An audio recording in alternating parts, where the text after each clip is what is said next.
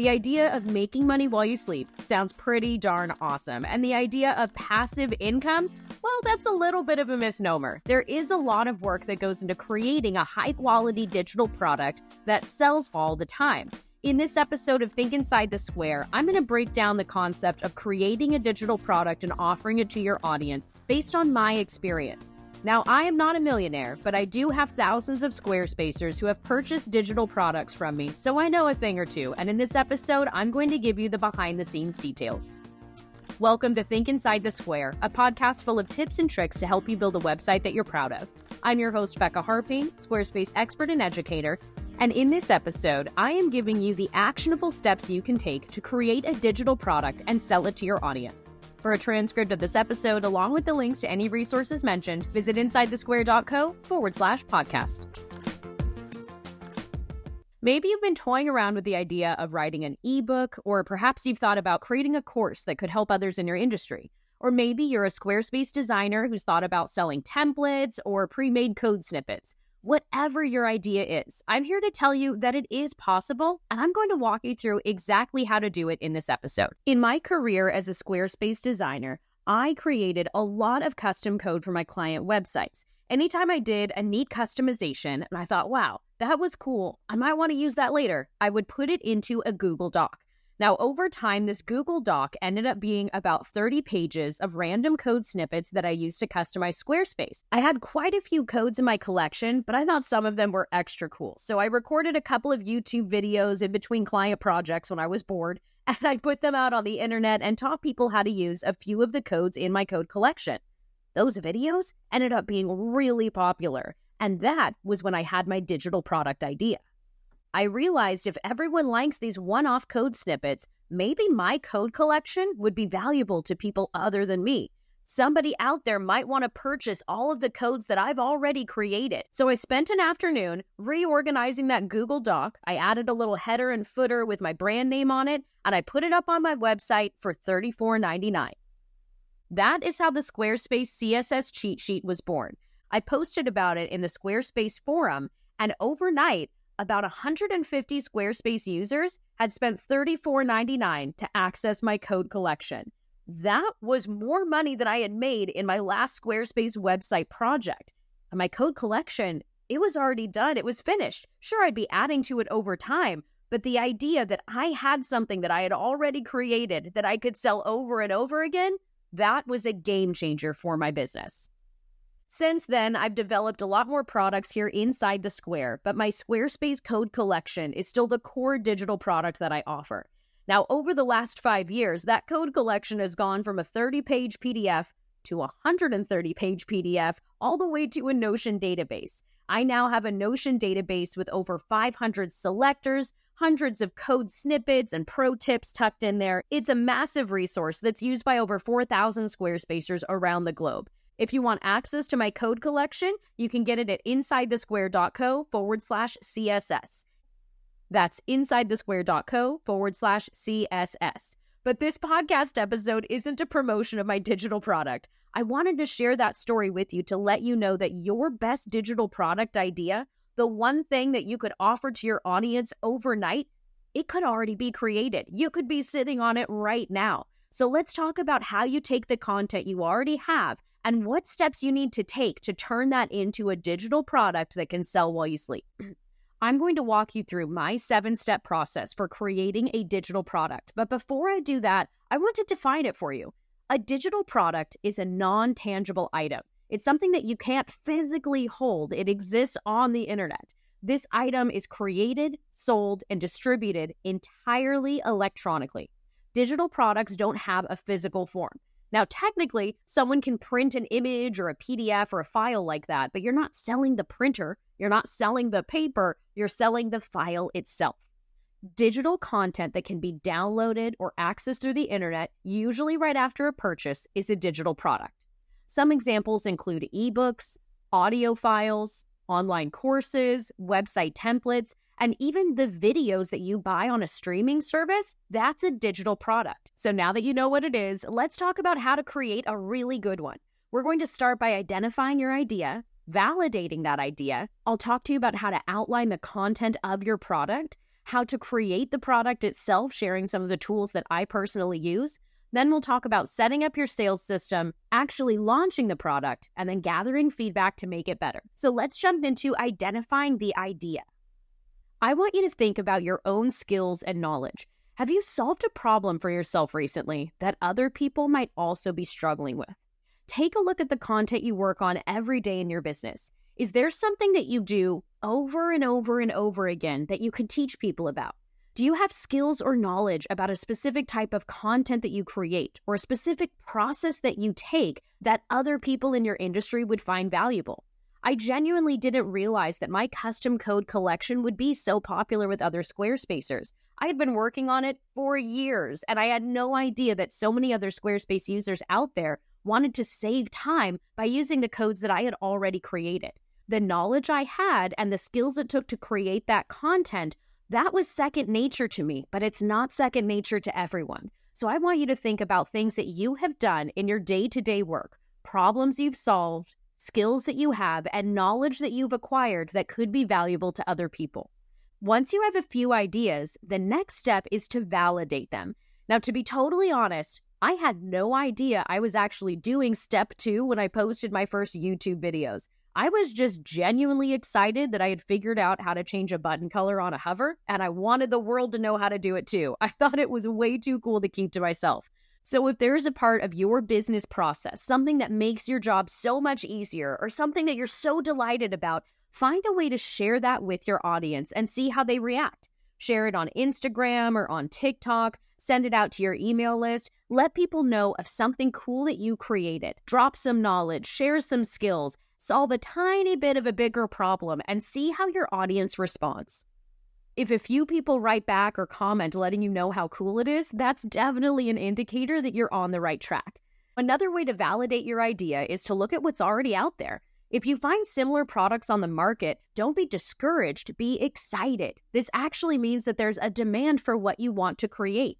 That's why I want you to focus on your knowledge, your skills, and your expertise, the way that you solve a problem. Well, the problem could be faced by many people in your industry. Your unique spin on the solution could be exactly what someone needs. Alrighty, so step 1, we came up with an idea. Step 2, we validated that idea. Now it's time to move on to step 3, organizing the content for your offer. This is something that I really didn't do when I first created the Squarespace CSS cheat sheet. I threw in a quick table of contents and assumed that was good enough. Well, let me tell you, my friend, it was not. This is a crucial part of the planning process and a very important step that I've taken with all of the other digital products that I've created since. So I really want you to pay attention to this one. Outlining your offer is so much more than just creating a table of contents. Yes, you need to organize what you're sharing with your digital product, but during this outline phase here in step 3, what I want you to organize is the plan for the consumer. How will your customer use this information? What other information do you need to share with them so they can make the most of your digital product? Now, using my own example here, with my Squarespace CSS cheat sheet, I realized that people needed to learn more about code. Some people purchasing this product weren't as advanced as others, so I had to include some more information about how to install code in Squarespace, how to create custom border effects, how color codes worked. I had to include additional information so that my digital product could be used to its fullest potential. So here in step 3, I don't want you to just organize the digital product that you're selling, but I want you to organize all of the information that people will need to get the most out of the product that you're creating. Once you have that outline prepared, you're ready to actually create the digital product. There are so many different types of digital products available out there, and I'm not going to spend the next 3 hours explaining each different software program that you could use to create it, but I will share with you a few that I've used that I highly recommend. If you're doing anything visual, like you want to sell templates or make something extra pretty, using a web-based graphic design program is a great choice. A lot of people love to use Canva, and a lot of people love to use Adobe Express. I'll include links to both of those in the show notes for this episode. When it comes to creating text-heavy products like an ebook, you can go as simple as something like Google Docs. Google Docs can work great. At the time of recording this, it's still completely free. sign in with a Google account, and you can make a document. And inside that document, you'll have all of your standard text editing features, like adding images, creating headings and tables of content. You can even create a hyperlink inside the text document if you want to send someone to a different website. It can be an incredibly simple document that you then export as a PDF. The key here is to focus on providing value, not achieving perfection, okay? This first version, it will not be perfect. The important thing is to get your product created and get it out there. You can always improve and update it based on feedback from your customers over time. That is why I'm a firm believer in offering lifetime access to these digital products. Anyone who's ever purchased my Squarespace CSS cheat sheet has lifetime access to it. As long as this code collection exists, they'll be able to access it. And if you're creating a digital product, I strongly recommend that you consider lifetime access as well. All right, let's move on to step 5 and talk about setting up your sales system. This is how you're actually going to offer this product to your audience. I strongly recommend creating a sales page devoted to this individual product. You can do this in Squarespace by adding it to the not linked section of your site. If you do want to have it in your main navigation, by all means, go for it. But I strongly recommend creating an individual sales page for one specific product. Now, for this sales page, there are plenty of different strategies out there on exactly what you need to add. And I have heard that the more expensive the product is, the longer the sales page should be. And I kind of agree with that, with a few caveats, of course. But the most important part of this sales page is to make sure that your customer understands exactly what they're purchasing. You need to be clear about what you're offering, how they're going to receive this information, how much it costs, and then any additional information that's going to be important for them to know, like what your refund policy is, what the terms and conditions are for purchasing things on your website. To be clear, this is not legal advice, but there are definitely some important things that you need to consider when creating a sales page. I'll include some links in the show notes to places where you can find more information about creating that content. But the point here of step 5, the point I really wanted to make in this podcast, is that I strongly recommend creating an individual sales page for the unique digital product, your audience, and how they can get it.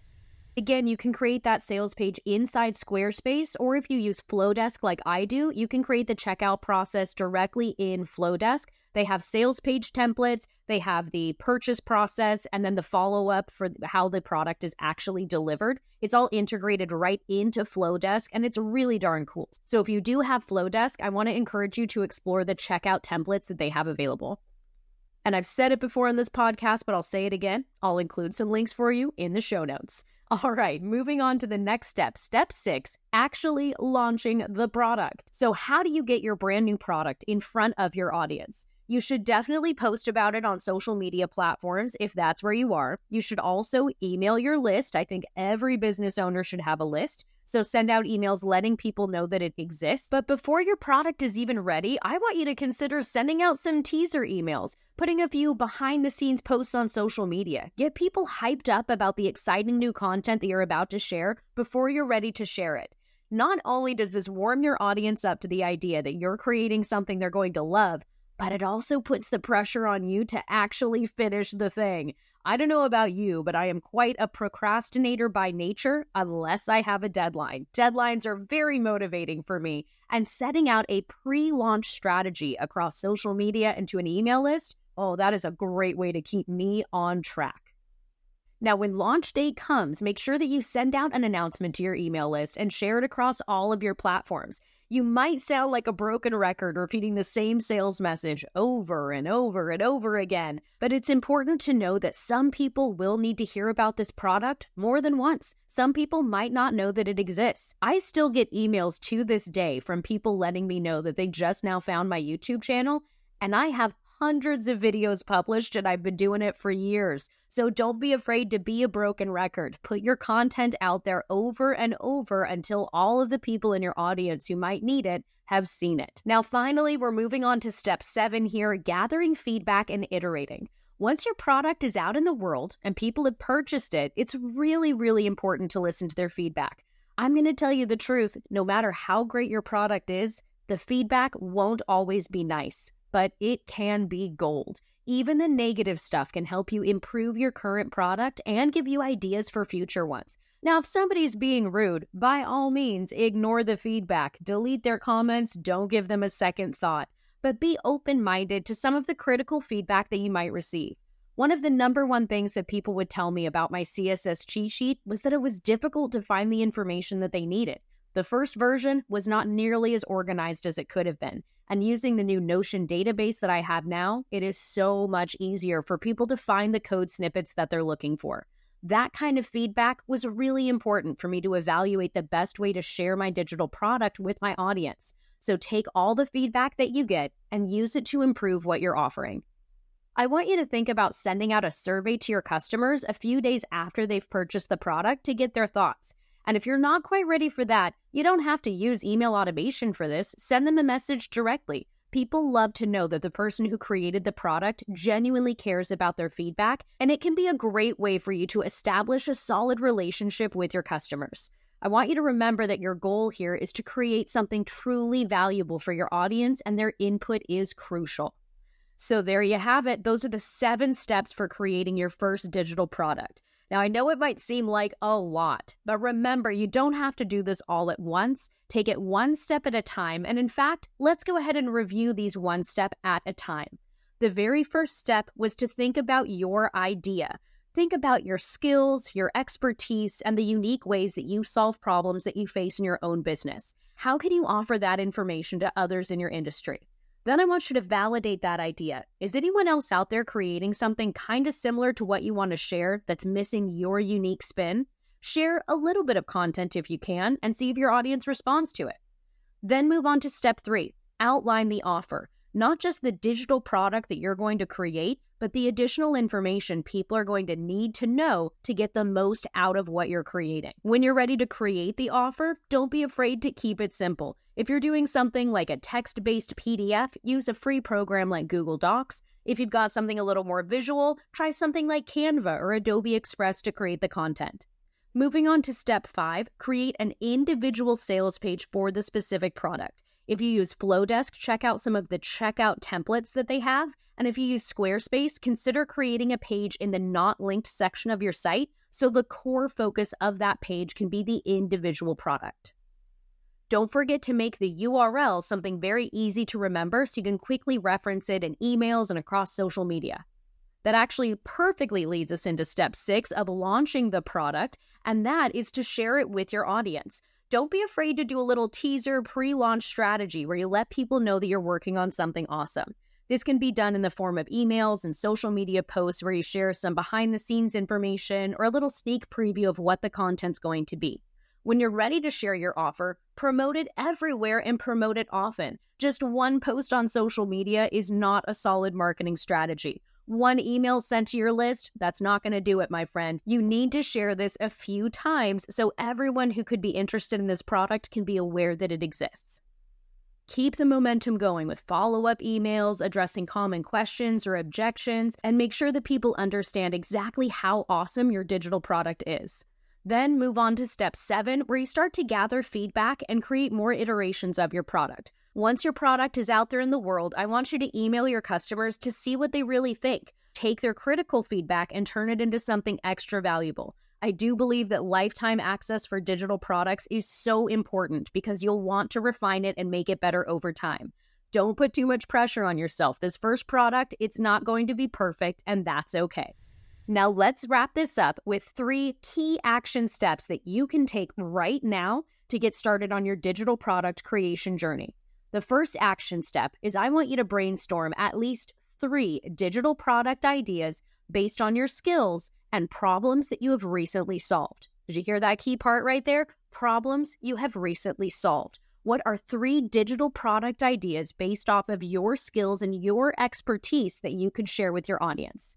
The second thing I want you to do is to validate each one of those 3 ideas by doing a little bit of research. See if you've got some competition in the market out there and consider sharing just a little preview with your audience to see how they respond. Maybe hop on Instagram and share a quick win related to the problem and see how many people respond with comments or likes on your post. That can be a great way to start to evaluate the interest on each one of those 3 ideas that you've created. Now, your third step today is to visit the show notes for this episode because I have shared so many resources with you. I've got some great links in there, InsideTheSquare.co/podcast. This is episode 64. So InsideTheSquare.co/podcast/64. Check out the resources that I have for you. Just remember, creating a digital product, it's a journey, my friend, not a destination. Each step that you take is going to bring you closer to sharing your knowledge with the world and creating a valuable asset for your business. I was amazed at how this simple digital product completely changed my business here inside the Square. And I really want to encourage you to think about creating one for your own business. Do not let perfectionism hold you back. Start where you are, use what you have, and do what you can. I cannot wait to see what digital products you create. If you do launch a product, please let me know. I would love to hear all about it. You can send me an email anytime, hello@InsideTheSquare.co. That's all for today's episode. Thank you so much for tuning in. If you enjoyed it, please subscribe to this podcast wherever you happen to be listening to this episode. And most importantly, have fun with your website. Bye for now.